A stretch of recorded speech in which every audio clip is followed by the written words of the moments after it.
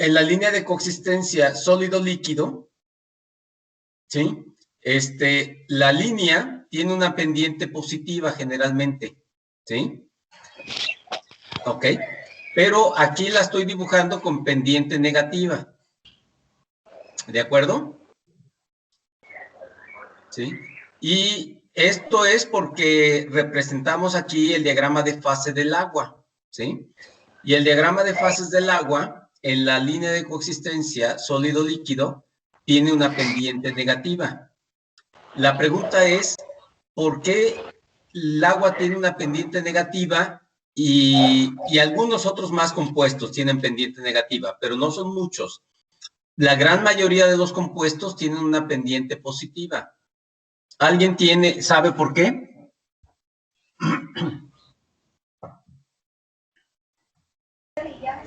Es porque cuando se solidifica se disminuye su tamaño.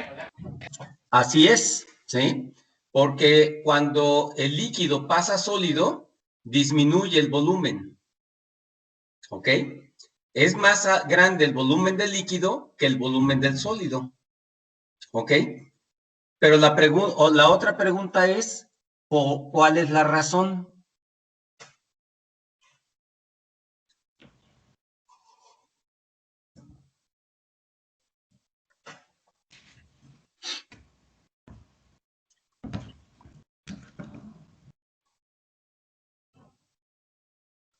¿Alguno sabe cuál es la razón por la cual el volumen del agua líquida es más grande que el volumen del agua sólida?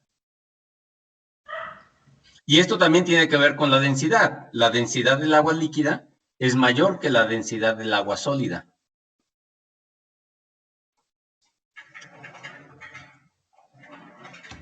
¿Sí me escuchan? Porque están más separadas. ¿Porque están más que? Separadas. ¿En dónde? Una molécula a otra. ¿Pero en qué fase? En la líquido, por eso es que ocupa más volumen que la de sólido. ¿El líquido ocupa más volumen que el del sólido, dices? Él lo había preguntado, ¿no? Eso es lo que pregunto. ¿Por qué la densidad del líquido es mayor que la densidad del sólido? ¿O por qué el volumen del líquido, ¿sí? Es, bueno, más bien la densidad del líquido es mayor que la densidad del sólido. Eso tiene que ver con los puentes de hidrógeno, ¿no? Cuando se congela el agua. Ajá. ¿Y qué pasa con los puentes de hidrógeno? Hace que el hielo sea más... Las moléculas del hielo estén más separadas. Así es. Así es. Aquí, si ustedes ven, les estoy dibujando dos moléculas de agua en el lado derecho. Uh-huh. ¿Sí las ven? Sí. Sí. Ok. Y lo que les estoy poniendo aquí es unas flechitas entre el átomo de oxígeno del agua que estaba en la parte baja y el átomo de hidrógeno que está unido a la otra molécula del agua, ¿sí? Y aquí están formando un puente de hidrógeno. ¿Se entiende?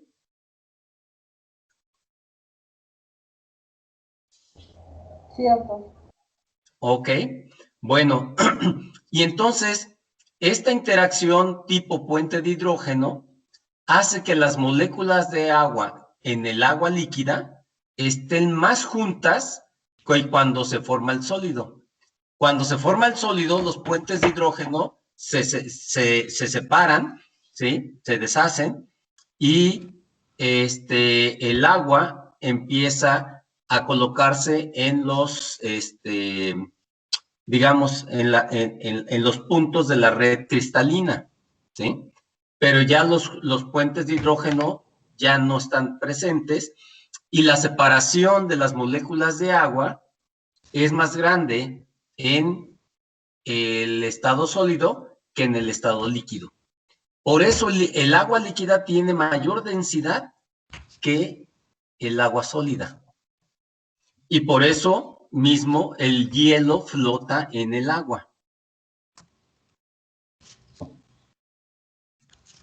¿Se entiende? Correcto. ¿Sí? Disculpe, Pero ahí va la tercera pregunta, ¿sí? ¿Por qué se forman los puentes de hidrógeno?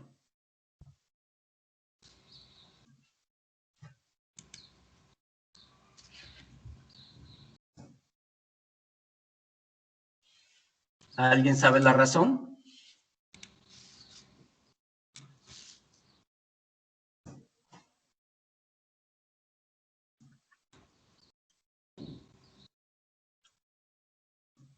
¿Any idea? No, creo que una vez escuché que el agua tiene una especie de bipolaridad, pero la verdad no sé a qué se refiera y no sé si sea por eso. Sí, pero esa, digamos, polaridad es la pregunta que estoy haciendo, en realidad, ¿sí? Y por eso interaccionan el hidrógeno de una molécula de agua con el oxígeno de otra molécula de agua, para formar los puentes de hidrógeno. Pero, ¿alguien sabe a qué se debe? Por la diferencia de electronegatividades, ¿no? Entre el oxígeno y el hidrógeno. Así es, ¿sí? ¿Sí habían oído hablar de la electronegatividad? Me parece que no.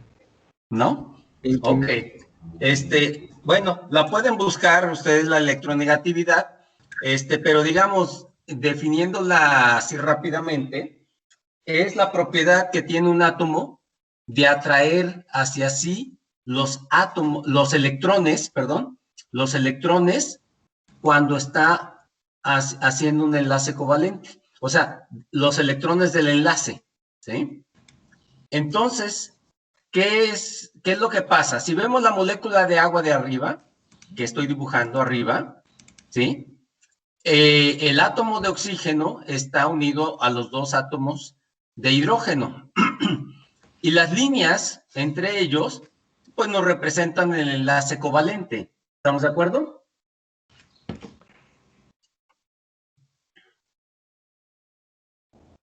Cierto. ¿Sí se entiende? Ok. Bueno, pues el enlace covalente se forma cuando un electrón del oxígeno y un electrón del hidrógeno forman este enlace. Aquí se unen y forman el enlace covalente. Y también con el otro átomo de hidrógeno y oxígeno, con el mismo oxígeno, ¿no? Están formando el enlace covalente, pero la electronegatividad del oxígeno es mucho mayor que la electronegatividad del hidrógeno. Por lo tanto, los electrones de los enlaces covalentes pasan más tiempo alrededor del oxígeno que alrededor del hidrógeno, ¿sí? Sobre todo, incluso el electrón del hidrógeno que está poniendo en el enlace covalente se va más cerca del oxígeno y se aleja del hidrógeno. ¿Se entiende? Sí. Y esta es la razón por la cual decimos que el oxígeno, cuando forma la molécula de agua, forma una carga parcial negativa. No es una carga total, porque estos electrones de los enlaces covalentes, pues de vez en cuando se van hacia el hidrógeno también, pero pasan mayor tiempo alrededor del oxígeno y mucho mayor tiempo, que alrededor del hidrógeno, incluyendo su propio electrón del hidrógeno. Pasa más tiempo alrededor del oxígeno. Y entonces esto le da una carga parcial negativa al oxígeno y una carga parcial positiva al hidrógeno. Y como el hidrógeno entonces tiene una carga parcial positiva y el oxígeno una carga parcial negativa, pues entonces interaccionan y forman, por la interacción electrostática, lo que conocemos como puentes de hidrógeno. ¿Se entiende?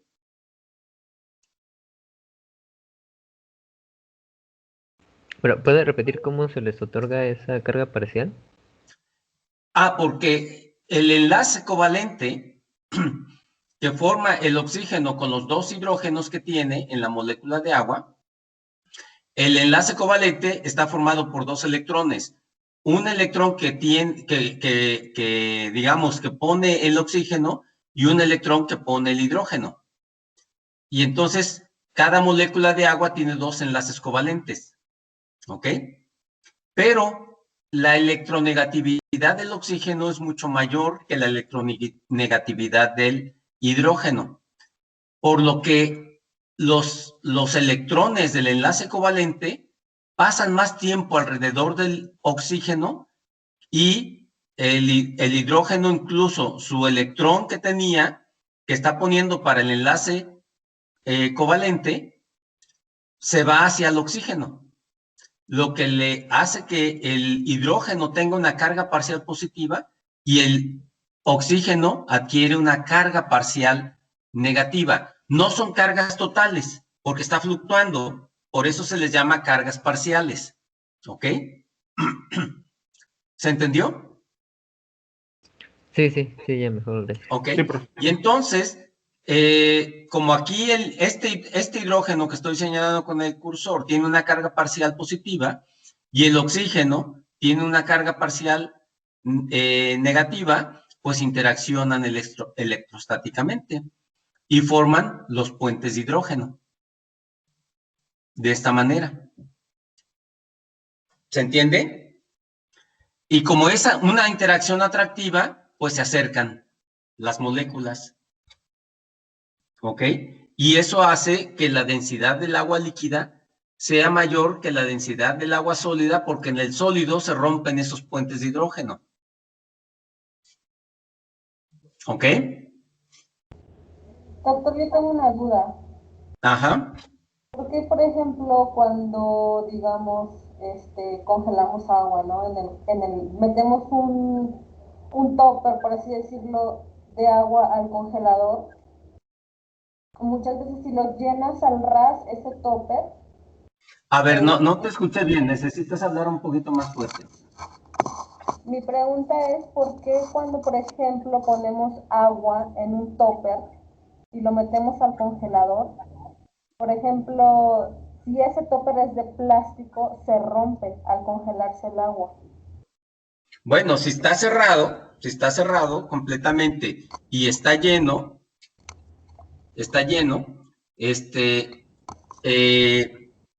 y tú dices, se rompe al congelarse el agua.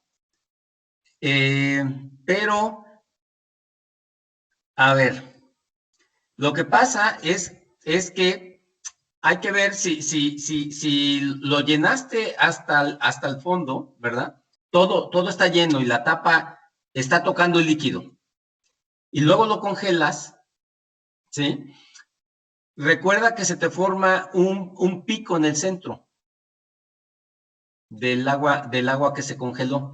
¿Por qué? Porque por los lados, alrededor del plástico del topper, se llena, ¿sí? Y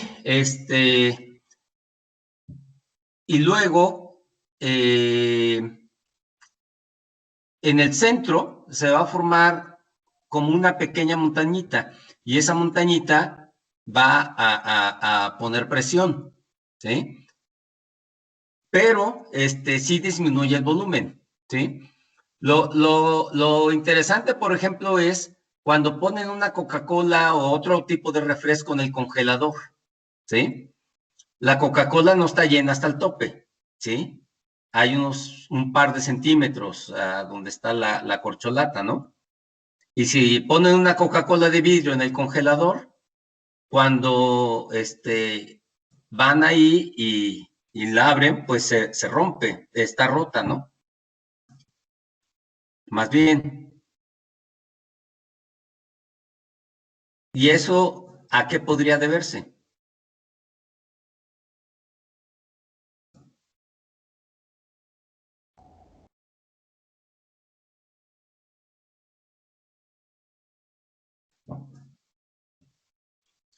¿Alguien tiene idea? el refresco serían varios componentes, ¿no? Varios compuestos. Así es. Y Sí. podría ser que alguno de los compuestos se congele y pienso que pues el volumen se reduce, pero habrá otros compuestos que no tendrán ese punto de fusión, entonces pues no les pasará nada y seguirán acumulando para hacer presión arriba. Sí, pero aparte de eso, como tiene varios compuestos, esos varios compuestos pueden estar rompiendo los puentes de hidrógenos del agua que contiene la Coca-Cola, por un lado.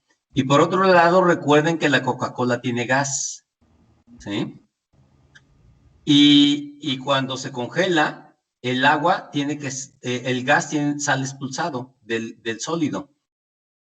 Y si el volumen que ya quedó disponible es muy poco, pues ese gas va a ser comprimido a una alta presión por el sólido. Y entonces puede reventar o puede romper el vidrio. ¿Ok? ¿Se entiende? Pero si hablamos de agua pura, no debería suceder, ¿sí? Si es agua pura, el volumen del sólido va a disminuir. ¿De acuerdo?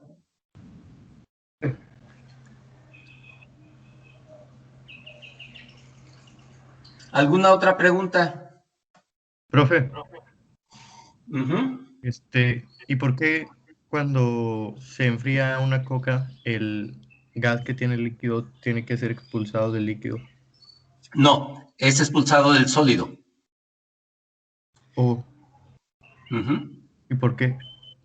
Porque el sólido tiene que ir formando la red cristalina y el gas no es parte de la red cristalina y entonces va siendo expelido de la red cristalina y no, el sólido no absorbe el gas. El gas sí puede ser absorbido en el líquido, en la fase líquida, pero no en la fase sólida. Ok. Ujú. ¿Alguna otra pregunta? Pero, ¿hace daño tomarse el refresco así después de haber sido congelado? Si hace daño, pues te puede quemar porque si está congelado, y te lo tomas así, pues porque recuerden que si se toman hielo, ¿verdad? El hielo va a aumentar su temperatura al contacto con su cuerpo y va a absorber calor de su cuerpo. Y uno dice que quema el hielo. Si ustedes han visto alguna vez alguna película así en la Antártica y eso, que la gente tiene quemaduras por el hielo, ¿sí? Entre comillas, quemaduras, ¿no? Porque el hielo te quita calor y donde te quita el calor te va a dejar una especie de quemadura, ¿sí? O sea, es malo tomarse cosas extremadamente frías. No, no es muy bueno. Sí te puede sentir la garganta, ¿no? Que te quema. Sí. Un caso curioso que alguna vez me relataron, pero es al revés, ¿no? Una vez me contaron que un gringo, un americano, bueno, un estadounidense, ¿no? Porque americanos también somos nosotros. Un estadounidense andaba allá por el centro de la Ciudad de México, ¿sí? Y uno de los, digamos, como era una fiesta en la Ciudad de México, había una celebración nacional, pues había mucha gente vendiendo atole, ¿sí? Y ya ven que el atole está caliente. Sí, sí, todo el mundo sabe que es un atole, ¿verdad? Sí. Sí, sí. Sí. ¿Ok? El atole está caliente, ¿sí? Pero no se le ve que salga el vaporcito. ¿Están de acuerdo? Aunque está muy caliente. Creo que sí. Ya hace mucho que No se le ve que sale vapor al atole, ¿sí? Pero está caliente, muy caliente, ¿sí? Pues este gringo pidió una taza de atole y no la sintió caliente y se la tomó así de un jalón, ¿sí? Y que se muere, porque se le quemó todo el esófago, ¿sí? ¿Cómo ven? Chale. Sale. Pues sí, y lo mismo puede pasar si ustedes se toman algo de extremadamente frío, ¿sí? Por ejemplo, si ustedes meten una bebida alcohólica y se puede congelar a menos 10 Celsius, menos 20 Celsius, porque el alcohol impide que se congele a esa, si tienen una buena cantidad de alcohol, sobre todo, un 10% de alcohol, un 15% de alcohol, de lo que sea, un tequila o lo que sea, ¿no? Si la meten al congelador, la pueden enfriar hasta menos 10, menos 15 Celsius y no se va a notar, ¿sí? Porque va a estar líquida. Y si ustedes agarran y se la toman así de un jalón, les va a quemar el esófago también, ¿sí? Y entonces eso no es muy bueno, tomarse cosas demasiado frías. ¿Ok? Bueno, Sí, si ok. no hay más preguntas, ¿continuamos? Sí, profe. Sí. Bueno, esto ya lo vimos, ¿eh? Nada más quería regresarme un poquito a esto y vamos a comenzar. Bueno, esto más bien es, nosotros hablamos de volumen y de densidad, ¿sí? Y, pero nunca hemos hablado de cómo se miden. ¿Quieren que les explique, al menos en el pasado, cómo se medían el volumen o la densidad, o nos lo saltamos? Remojaban cosas en agua, ¿no? Como Arquímedes. Bueno, el principio de Arquímedes se utilizaba así, pero hoy en día, pues es con mucha más precisión, ¿sí? Y hay varias metodologías. La pregunta es si quieren que se los explique o nos saltamos este tema. Yo digo que sí. No, pues hay que verlo, ¿no? Sí. Sí. ¿Lo vemos? Sí. Bueno, está bien. Entonces, tenemos la densidad es masa sobre volumen, ¿verdad? Y normalmente lo tenemos en unidades de gramos por centímetro cúbico o kilogramos sobre metro cúbico, ¿sí? Y el volumen viene siendo igual a 1 sobre la densidad, ¿sí? ¿Ok? Y podemos hablar, si tenemos el volumen en centímetros cúbicos por gramo o por masa, ¿sí? Esto se le conoce como volumen específico, ¿ok? Y la densidad molar es igual al número de moles que tengan ustedes en una solución sobre el volumen de la solución. A esto se le conoce como densidad molar.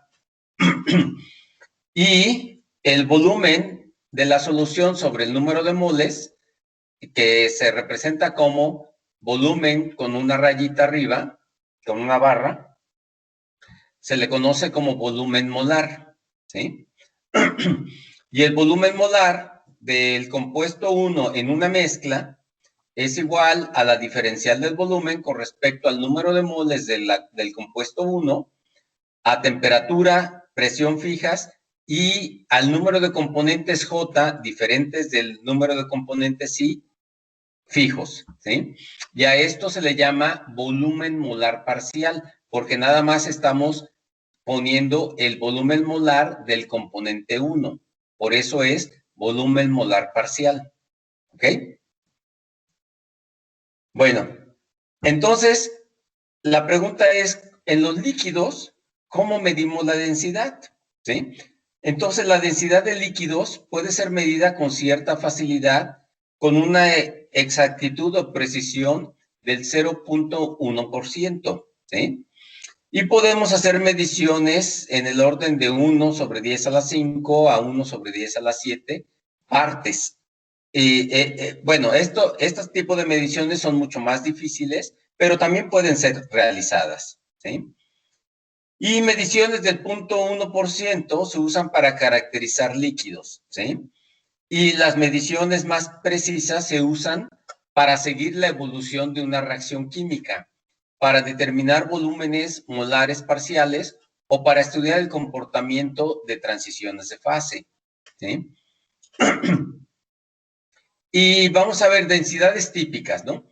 Normalmente nosotros tenemos como referencia la densidad del agua, ¿sí? Que normalmente la densidad la damos en gramos por centímetro cúbico y la densidad del agua la tomamos como referencia como 1 gramo por centímetro cúbico. Esto sí ya lo sabían, ¿verdad?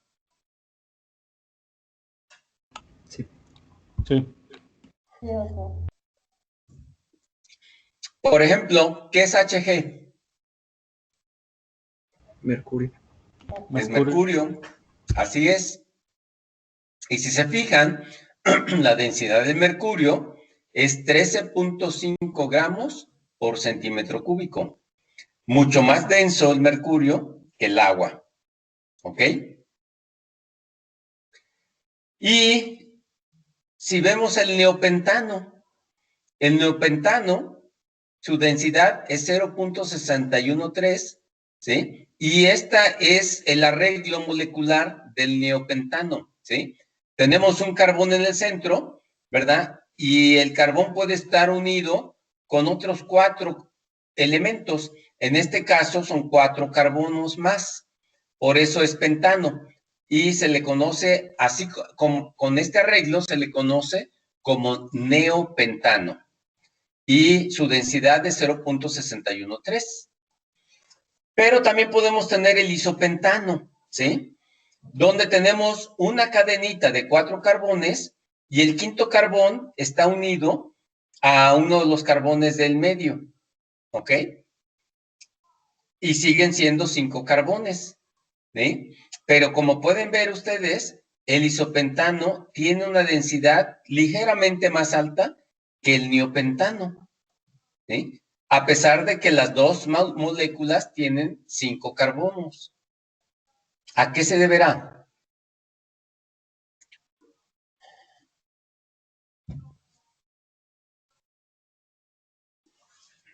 ¿Alguna idea?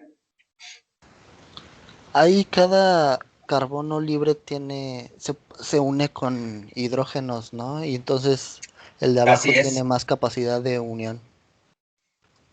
No, porque, por ejemplo, aquí este carbono se puede unir a 3 hidrógenos, ¿sí? Los carbonos en el neopentano, los carbonos que están, no es el del centro, tienen 3 hidrógenos, ¿sí? Entonces, si ustedes cuentan, son 4 por 3, 12 hidrógenos, ¿no? ¿Se Sí, entiende? es lo mismo. Y aquí es lo mismo, así es. ¿Sí? Porque este tiene 3 hidrógenos en el isopentano. El que está en la orilla tiene 3 hidrógenos, el que está en la otra orilla tiene 3 y este tiene 3. Entonces serían 9 hidrógenos. Y este que está aquí tiene 2 hidrógenos y este que está aquí se puede unir a otro hidrógeno. Entonces serían 12 hidrógenos, igual que este. Entonces el número de hidrógenos sería lo mismo. Pero ¿por qué entonces el isopentano tiene un poquito mayor densidad que el neopentano? Bueno, tiene que ver con que el isopentano se ordena un poquito mejor que el neopentano, ¿sí? Porque se pueden poner cadenas paralelas, ¿verdad? Y esas se pueden acercar más. Y aquí, como si se trata de acercar otra molécula de neopentano, pues es rechazado por los hidrógenos que tiene a su alrededor, ¿no? Y entonces quedan más separados, ¿sí? ¿Se entiende? Sí. Sí, doctor. Ok. Y esa es la razón, entonces, en el isopentano, las moléculas se ordenan ligeramente mejor que en el neopentano. Por eso la densidad del isopentano es más alta. Y lo mismo pasa con el N-pentano. Cuando tenemos los carbones, los átomos de carbón, en una sola cadena, ¿sí? Su densidad aumenta ligeramente con respecto al isopentano, ¿sí? Y con el ciclopentano, que forman un circulito, todavía más, ¿sí? Aumenta la densidad. ¿Por qué? Porque los circulitos se pueden ir, ahora sí que empaquetando, ¿no? Uno arriba del otro, y eso va a hacer que se aumente la densidad, ¿sí? Van a estar más ordenados los ciclopentanos que el N-pentano y que el isopentano y el neopentano. Entonces tiene que ver la forma en cómo se enlazan las moléculas, ¿sí? Aunque tengan el mismo número de átomos, la densidad va a ser diferente si la molécula se puede ordenar mejor cuando se forma la fase sólida. ¿Ok? Y por ejemplo, aquí tenemos, ¿qué es CCl4?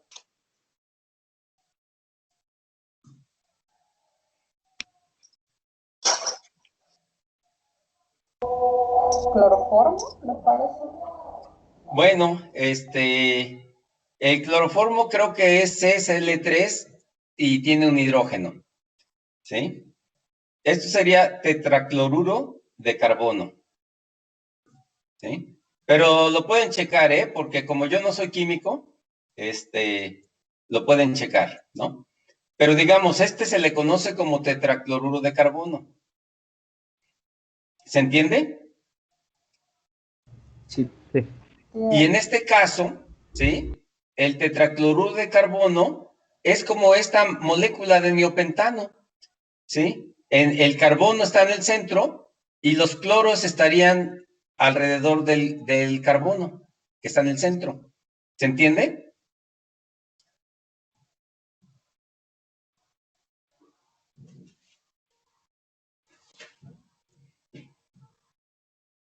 ¿Sí, sí se ¿Cómo? entiende?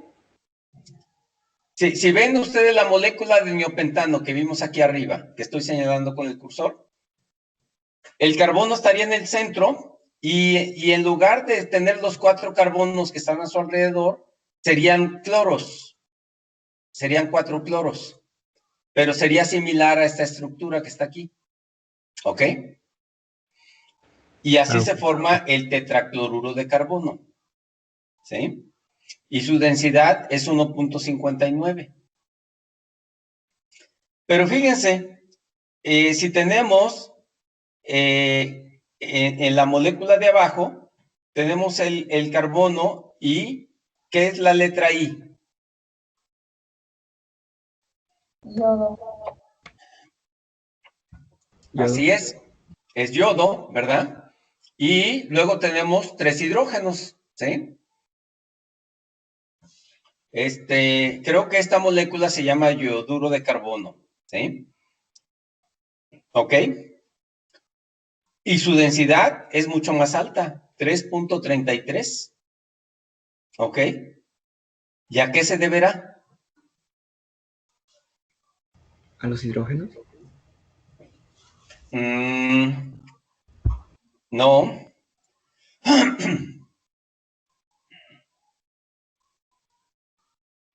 Bueno, los hidrógenos tienen algo que ver, pero esto tiene un efecto similar al del agua.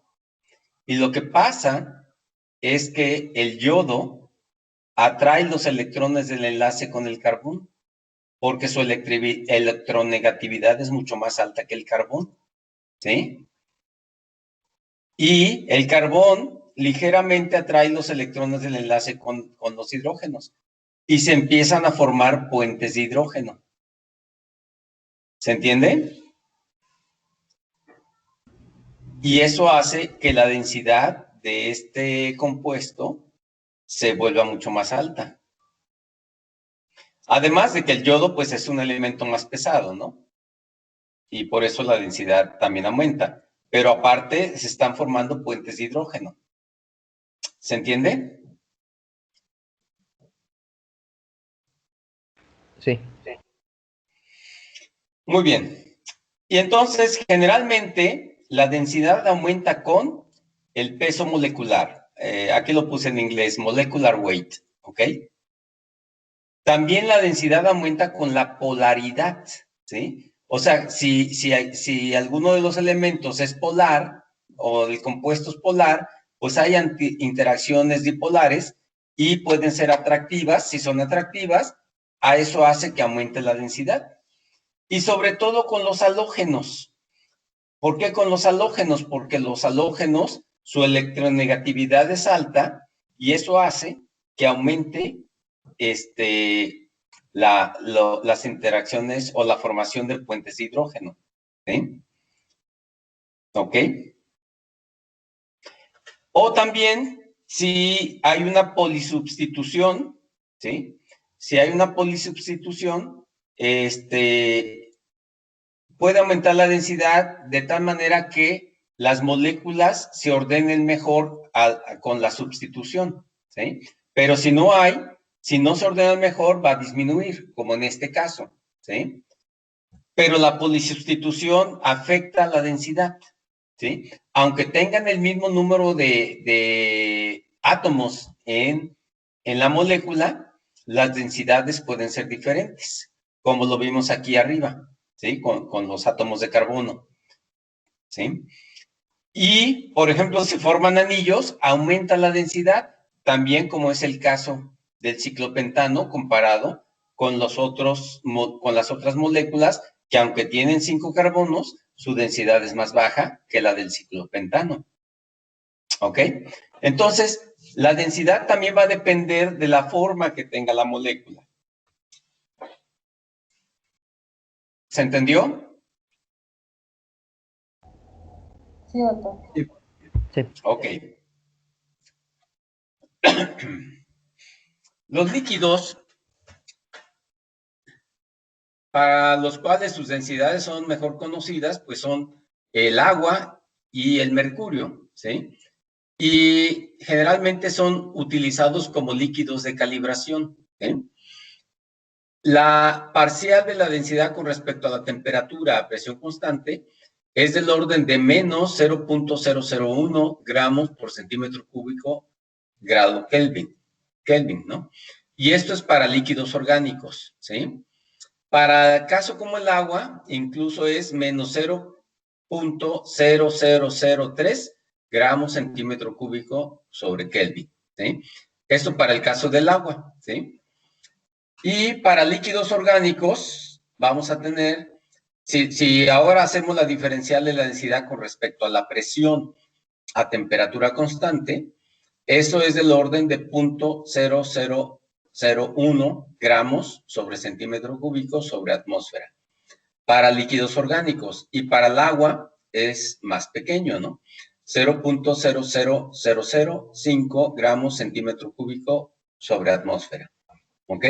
Entonces, más o menos estos son valores estándares que se utilizan en el error al hacer las mediciones, dependiendo del origen de los líquidos. Si es orgánico, agua, y si depende si se hace a presión constante o a temperatura constante. Pero ahora, ¿cuáles son las técnicas para medir la densidad de líquidos? Bueno, las técnicas son tener el peso de un volumen conocido, ¿sí? También es la técnica boyante, que ya la nombraron uno de sus compañeros anteriormente, ¿sí? Y ahorita la vamos a retomar. O una técnica resonante, ¿sí? Y en el primer ejemplo, si tenemos el peso de un volumen conocido, podemos utilizar lo que se conoce como picnómetros. Esto quizás lo vieron en la secundaria, los picnómetros. Yo no. ¿No lo vieron en la secundaria? No, En la primaria a lo mejor lo vieron, ¿no? no creo. ¿No creen? Ah, yo creo que lo vi en 6º año de primaria. Sí, sí, con los años se ha venido deteriorando la educación, ¿eh?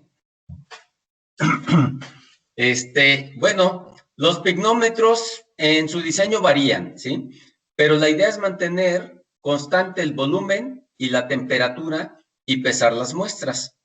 La exactitud puede ser del orden de 5 por 10 a la menos 6. Y ahorita vamos a ver, ¿sí? Para una exactitud alta hay que preocuparse por la expansión térmica del recipiente que se utilice como pignómetro, ¿sí? Porque recuerden que la expansión térmica es 1 sobre B por la parcial de B con respecto a temperatura. Y, por ejemplo, si utilizamos vidrio Pyrex, sí lo han utilizado, ¿verdad? Un vidrio Pyrex, ¿sí? Bueno, esa expansión térmica es del orden de 3 por 10 a la menos 6. Si utilizan cuarzo, es todavía más pequeña, 0.4 por 10 a la menos 6. Y si utilizan acero inoxidable, tiene mayor expansión y por lo tanto mayor error, que es del orden de 20 por 10 a la menos 6. Y si utilizan otro material que se llama ínbar, que es una mezcla de, si no mal recuerdo, es una mezcla de acero inoxidable con iridio, ¿sí? Es de 0.8 por 10 a la menos 6, ¿sí? Entonces, pero pues el ínbar va a ser más caro. Bueno, el cuarzo es un poquito caro, también. Pero por eso se utiliza más el Pyrex, porque, bueno, el error es un poquito más alto, pero no demasiado alto como el acero inoxidable, ¿ok? Y el vidrio Pyrex es el que comúnmente se utiliza en los laboratorios y se vende para hacer trabajo en el laboratorio, ¿sí? Y entonces, normalmente, ¿cuál es el diseño de los pignómetros? ¿Sí? Bueno, pues es un frasco volumétrico, ¿sí? Y tiene una exactitud típica de 0.06 mililitros sobre 25 mililitros, por lo tanto, es del orden de 2 por 10 a la menos 3, ¿sí? ¿Y en qué consiste el pignómetro? Pues tiene un frasco y aquí tienen un tapón, ¿sí? Y entonces lo que se hace, ¿sí? Es que el frasco, como tiene, digamos, si utilizamos Pyrex, su expansión térmica prácticamente es nula, ¿no? Y entonces llenamos el frasco y el tapón generalmente tiene un pequeño orificio, ¿sí? De tal manera que llenamos el frasco y al ponerle el tapón, el exceso de volumen de líquido se sale por la parte de arriba y nada más lo limpiamos, ¿sí? Y como conocemos muy bien el peso o la masa del frasco, pesamos el frasco con el líquido y le restamos luego la masa del frasco y entonces eso nos va a dar la masa del líquido. Pero también sabemos exactamente el volumen que tiene el frasco, ¿sí? Y entonces ya tenemos la masa del líquido y su volumen, y entonces podemos determinar su densidad. ¿Se entiende? Sí, sí. Ok. También podemos utilizar otros métodos que se llaman dilatómetros.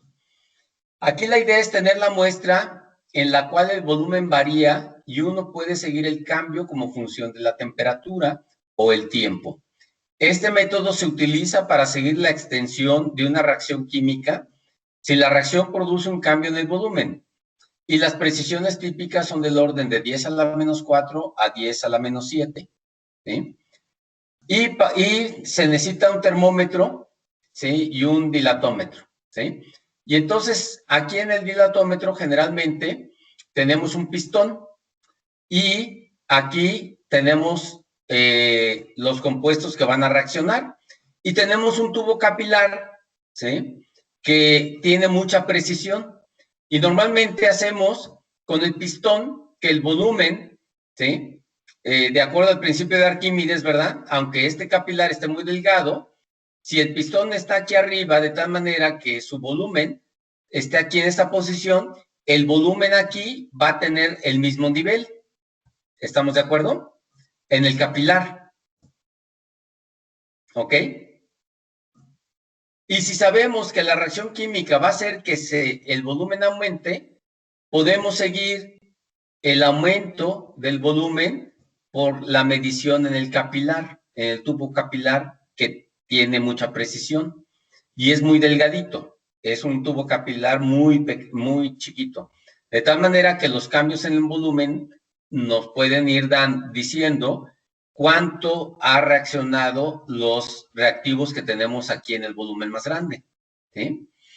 Y bueno, primero se debe calibrar con una reacción que tenga mucha precisión, ¿sí?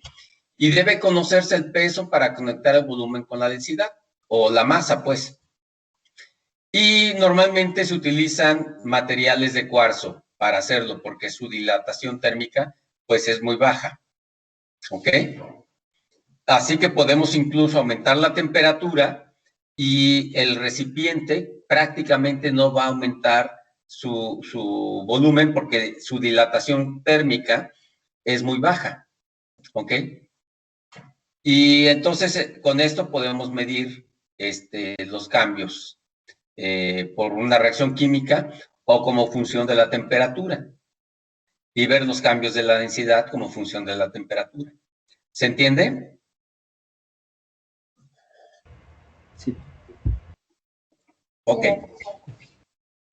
También podemos usar el efecto boyante, que es el principio de Arquímedes, ¿no? Arquímedes notó que en un fluido ejerce una fuerza hacia arriba, en un cuerpo sumergido, la cual es igual al peso del líquido desplazado. Esto es, el fluido estaba en ese lugar y flotaba abajo de las fuerzas iguales, ¿no? O sea, tenemos aquí la masa del cuerpo que metimos en el fluido, ¿verdad? Y por la gravedad tenemos una fuerza de gravedad hacia abajo, pero va a haber una fuerza de empuje hacia arriba, ¿sí? ¿Ok?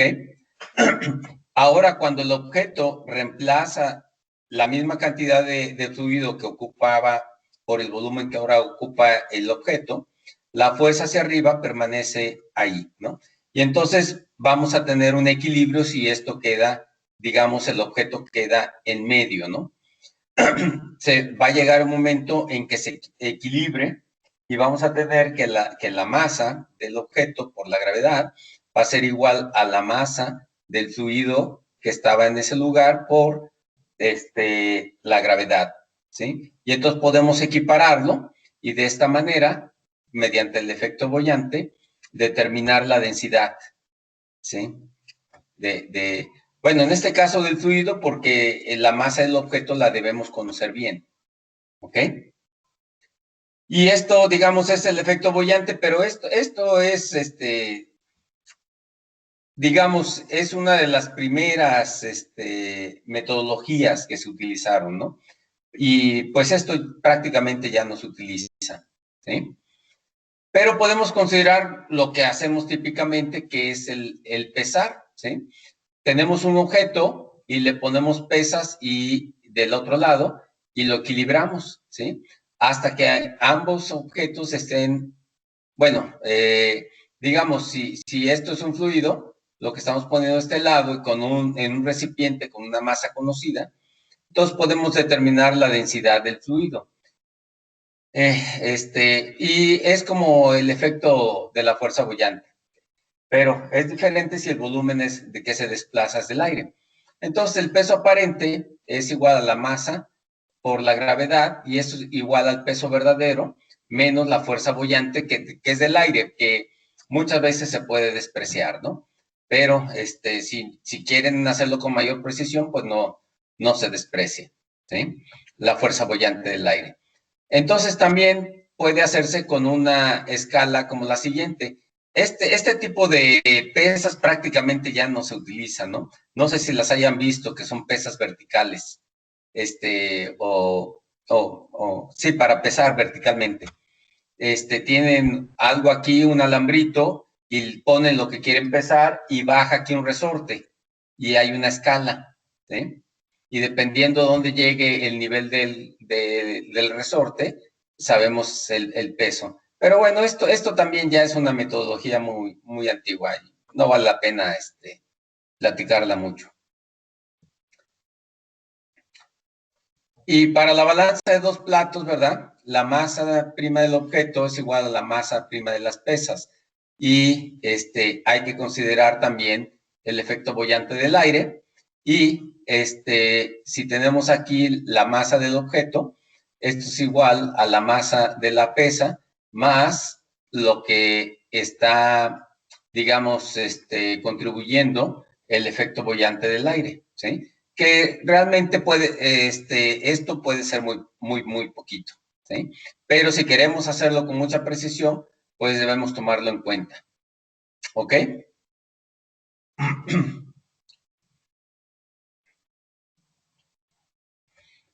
A ver, aquí tengo un ejemplo. Si tenemos un objeto de madera, en cuyo caso la densidad del objeto típico es 0.4 gramos por centímetro cuadrado, y si el peso aparente es de 20 gramos, ¿cuál es el peso verdadero? Entonces, sería 20 gramos, que es lo que pesamos, ¿verdad? Más la densidad del aire por la masa del objeto sobre la densidad, ¿sí? Que es 0.4. Entonces sería 20 sobre 0.4 menos 20 sobre la densidad de la pesa, ¿sí? Que generalmente, digamos, si se utiliza latón, es 8.4, ¿sí? Y entonces, si hacemos esto va a dar 0.057 gramos, ¿sí? Y entonces, en realidad, en lugar de tener 20 gramos, ¿sí? Lo que se obtiene es 20.057 gramos. Y entonces, el error de la medición, pues fue 0.3%, ¿sí? Que es la corrección, ¿ok? Pero, pues, 0.3%, pues tampoco es mucho, ¿verdad? Pero si lo quieren hacer con más precisión, tienen que tener en cuenta el efecto boyante del aire. ¿Se entiende?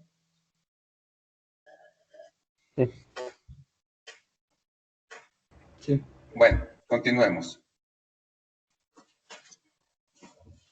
También otro, el efecto boyante, por ejemplo, del agua, ¿no?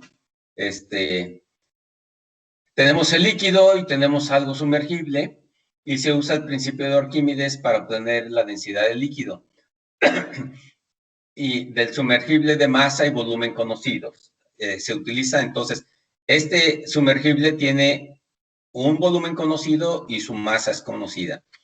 Y entonces primero también, como se utiliza un hilo, el hilo va a estar contribuyendo y entonces hay que pesarlo, ¿sí? Y la masa del hilo hay que tenerla y hay que utilizar la ecuación que vimos anteriormente. También hay que pesar bueno, digo aquí el alambre o más el sumergible en el líquido. Y hay que tener en cuenta el alambre más el objeto sumergible y hay que aplicarle la misma ecuación, ¿sí?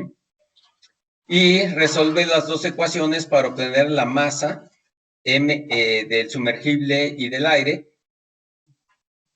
perdón, la masa del sumergible y el alambre y el volumen del sumergible y el alambre.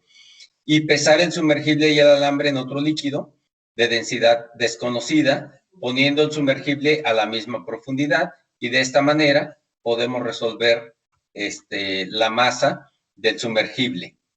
¿Ok? Y, perdón, como esto se conoce, podemos determinar la densidad del líquido desconocido. ¿Sí? Y entonces tenemos aquí las ecuaciones. Y bueno, resolviéndolas nos da una precisión o una exactitud de 10 a la menos 3 a 10 a la menos 4. También depende del control de la temperatura, ¿sí? Por ejemplo, un milikelvin nos da un error de 10 a la menos 6 en la densidad y un Kelvin de error en la medición de temperatura nos da un error de 10 a la menos 3 en la densidad, ¿sí? Pero también se puede utilizar un densímetro magnético, ¿sí? En el densímetro magnético tenemos un solenoide en el cual le pasamos una corriente, ¿verdad? Y tenemos un sistema de control para controlar la intensidad de la corriente. Y aquí tenemos el líquido.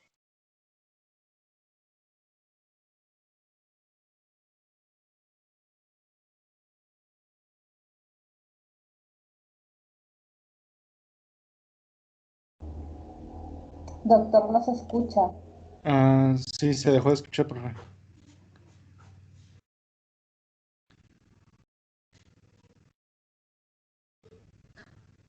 Se lo trabó, yo creo.